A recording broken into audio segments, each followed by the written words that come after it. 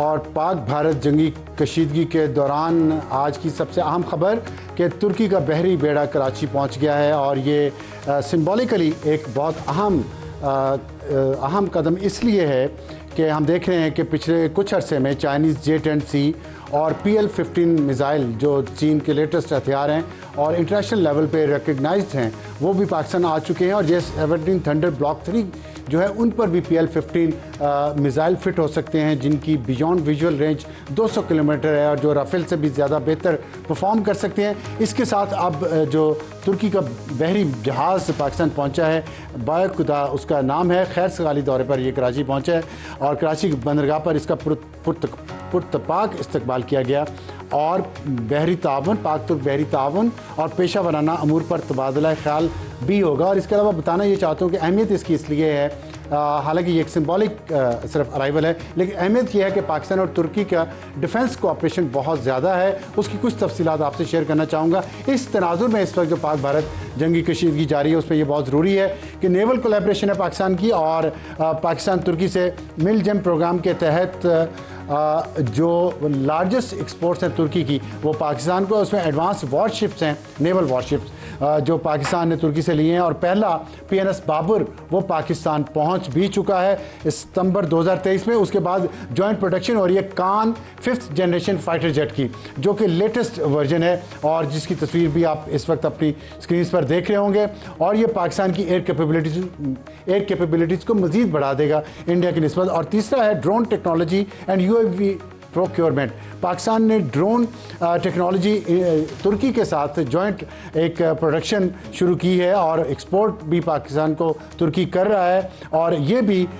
2023 में डिलीवरीज इसकी पहुंचना पाकिस्तान शुरू हो गई हैं, जिसका इंडिया को बहुत अच्छी तरह से अंदाज़ा है कि पाकिस्तान की ये कैपेबिलिटी जो है ड्रोन टेक्नोलॉजी की और UAV जो उसके पास हैं अनमैन्ड व्हीकल्स। और चौथा जो है वो सबमरीन मॉडर्नाइजेशन है। पाकिस्तान के पास अगोस्टा 90B सबमरीन्स हैं जो 3 जो फ्रांस से ली गई थी और उनकी अपग्रेडेशन पाकिस्तान कर रहे हैं। और इसकी अहमियत मैं आपको बताना चाहता हूँ ये है कि अगोस्टा सबमरीन जो है इस पर सेकेंड स्ट्राइक न्यूक्लियर कैपेबिलिटी है और उसका मतलब ये होता है कि अगर एक दफ़ा न्यूक्लियर हमला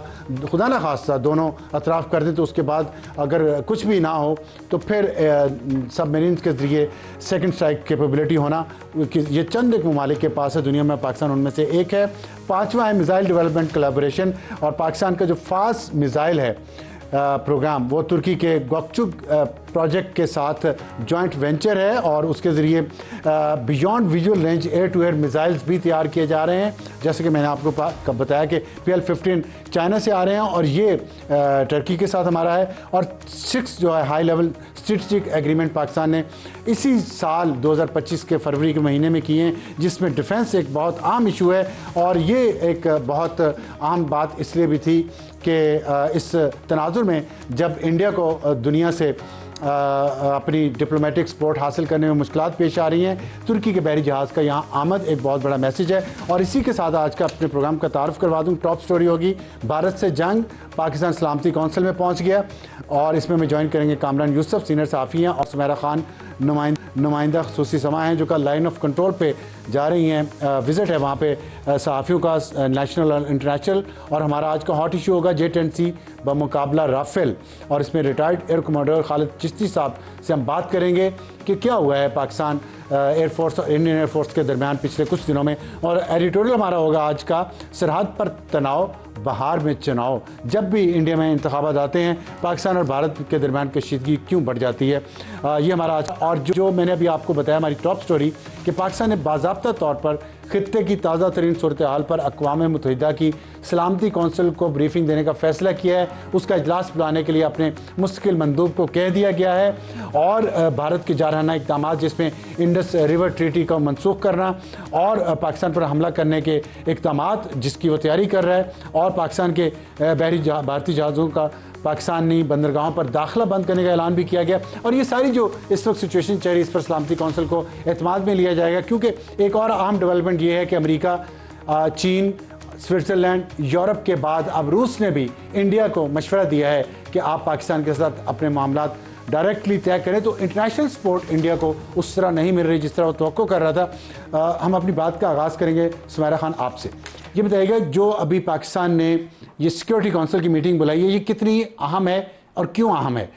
ख़ास तौर पे जबकि हम तो जंग के लिए तैयार हैं, तो पाकिस्तान डिप्लोमेटिक फ्रंट पे क्या अचीव करना चाह रहा है? अफसार साहब, मेरे ख्याल में ये हमारे दफ्तर ख़ारजा की, हमारी वजारत ख़ारजा की एक बहुत बड़ी जीत होगी अगर ये इसी वक्त में इसको न सिर्फ बुला लेते हैं बल्कि अपना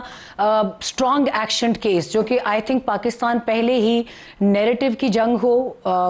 ये बहुत तल्ख लफ्ज़ होता है बाय द वे, लेकिन अगर कोई मुल्क नैरेटिव की जंग जीत जाए तो उसके लिए फिर काइनेटिक की जंग जीतना मुश्किल नहीं है। और पाकिस्तान पिछले 5 से 6 साल के अरसे में काइनेटिक वॉर फ्रंट के ऊपर भी अपनी बढ़तरी दिखा चुका है। एयर सुप्रीमेसी हो, लैंड सुप्रीमेसी हो, सी सुप्रीमेसी हो। अब नैरेटिव की जंग रह गई थी, उसमें भी आपने मात दे दी है। सिफारती सतह पर इस वक्त, क्योंकि हम लम्हा ब लम्हा जितनी भी अपडेट्स आ रही हैं, डेवलपमेंट्स आ रही हैं, गो कि उसमें बहुत सारी कॉन्स्पिरेसी थेरीज भी शामिल है, मगर मैं आपको ये बताती चलूँ कि इस वक्त एक सेहतमंद रुझान ये है, क्योंकि दुनिया को कोई एविडेंस नहीं दिखा सका भारत अपनी बड़ी लंबी ब्रीफिंग्स में, तो पाकिस्तान इस नैरेटिव की जंग को ऑलमोस्ट जीत चुका है। और सलामती काउंसिल के इजलास में अगर ये एजेंडा रखा जाता है, ये इतनी जल्दी वैसे नहीं होगा, रखा जाएगा ना, वहां तो वैसे इतनी जल्दी नहीं होगा, क्योंकि एसओपीज, उसका प्रोटोकॉल, उसकी ड्राफ्टिंग, वो सब कुछ काफी लंबा काम होता है। मगर बुला भी लिया जाए, कायल कर लिया जाए कि इजलास बुलाना है, पाकिस्तान की दरख्वास्त पर बुलाना है, तो it would be a big win for Pakistan, कामयाबी होगी। कामरान साहब, ये बताइएगा आपके ख्याल में पाकिस्तान ने जो सलामती काउंसिल का दरवाजा खटखटाया है,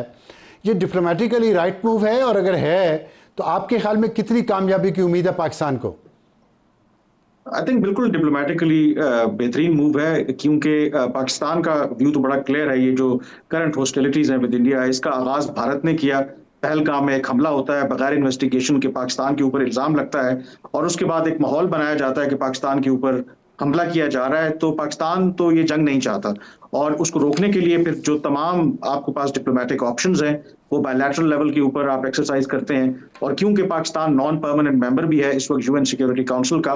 तो इससे फायदा पाकिस्तान को कम से कम ये होगा, एक तो दुनिया को बताना कि इस वक्त ऑन ग्राउंड क्या सिचुएशन है इस खत्ते के अंदर, और दूसरा आई थिंक इसका जो ऑब्जेक्टिव पाकिस्तान का यकीनी तौर पर होगा भी कि पाकिस्तान और भारत के दरमियान अगर आप इशू की बात करें, तो असल तो इशू आपका जो root cause of the problem है वो कश्मीर है। तो आई थिंक इसके पीछे एक ये भी मंतक है कि एक तरफ जो भारत के साथ हमारी एक हॉस्टिलिटी तो है ही है, लेकिन जो दुनिया की तवज्जो या लोग अगर भूल भी गए हैं, तो इस तरफ दिलवाई जाए कि असल जो इशू है दोनों मुल्कों के दरमियान वो तो कश्मीर है। अब जहां तक कामयाबी की बात है, आई थिंक इसमें थोड़ा सा रियलिस्टिक भी हमें होना पड़ेगा। चीन जो हमारा ऑब्वियसली एक स्ट्रेटेजिक पार्टनरशिप है, वो माजी में भी हमारी यूएन सिक्योरिटी काउंसिल में मदद करता रहा है, तो वो तो हमारी मदद करेगा। रशिया की पोजीशन भी मोर और लेस टिल्ट करती है जहां चाइना जाता है, उसमें अहम आई थिंक एक अमेरिका का किरदार होगा। फिर फ्रांस जो है परमानेंट मेंबर्स, उनके बड़े क्लोज रिलेशनशिप है विद इंडिया, तो इंडिया उसको काउंटर करने के लिए अपनी लॉबिंग करेगा। तो उसमें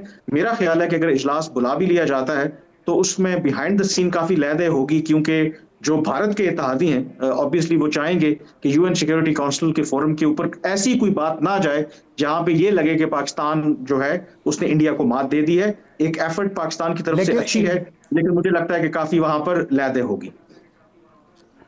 लेकिन इंडस वाटर ट्रीटी को जो मनसूख करने का ऐलान किया, हमें इन्फॉर्म भी कर दिया इंडिया ने, क्या उसकी बुनियाद पे सलामती काउंसिल का इजलास नहीं बुलाया जा सकता? देखिए, उसमें मेरा ख्याल में हमारी जो टीम है लीगल, वो काम तो इस वक्त कर रही है। वो वर्ल्ड बैंक ने ब्रोकर की थी। अब इसके बारे में भी मुख्तलिफ आरा हैं, क्योंकि जो इंटरनेशनल ट्रीटीज को जो प्रोटोकॉल्स गवर्न करते हैं, उसमें तो बड़ा वाज़ेह है कि कोई भी मुल्क यूनिलैटरली ना तो इस तरह की ट्रीटी को रिवोक कर सकता है, ना हेल्ड इन अबेयंस कर सकता है। तो पाकिस्तान में जो इंटरनेशनल अफेयर्स को या लीगल जो एक्सपर्ट्स इंटरनेशनल लॉ को समझते हैं कि ये तो क्लासिक एक केस है यूएन सिक्योरिटी काउंसिल का, तो मेरा ख्याल में उसके लिए भी पाकिस्तान की कोशिश है। और आज की जो स्टेटमेंट है दफ्तर खारजा की, उसमें बाकायदा इसका जिक्र किया गया। मेरे ख्याल में ये सबसे इम्पोर्टेंट इसमें पहलू है कि बर वक्त जो है वो आपको प्रीएम्प्ट किया जाए कि भारत जो इकदाम करने जा रहा है, क्योंकि जो ओवरऑल बड़ा इशू है, आई थिंक बाकी मामला तो शायद ठंडे हो जाएंगे, लेकिन ये जो पानी वाला मामला है, कि इटसेल्फ इतना सीरियस है कि दोनों मुल्कों के दरमियान जेन्युइनली जंग हो सकती है।